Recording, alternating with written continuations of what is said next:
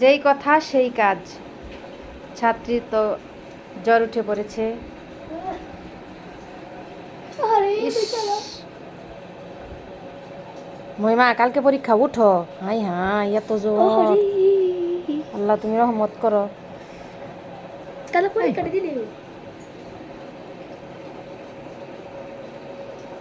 কালকের পরীক্ষা 4 ঘন্টা না মহিমা?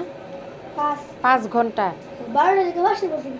5 ঘন্টার পরীক্ষা তুমি কালকে কিভাবে দিবা? আমি তো সেই চিন্তা করতেছি যে সারাদিন কালকে রাত্রে থেকে জ্বর উঠছে। ইস, আপনারা সবাই আমার মেয়ের জন্য দোয়া করেন, আজকে রাতের ভিতরে যেন সুস্থ হয়ে যায়, জ্বরটা যেন কমে। শরীর টরীর মুচ্ছা টুচ্ছা দিলাম, কিন্তু তারপরে জ্বর কমতেছে না।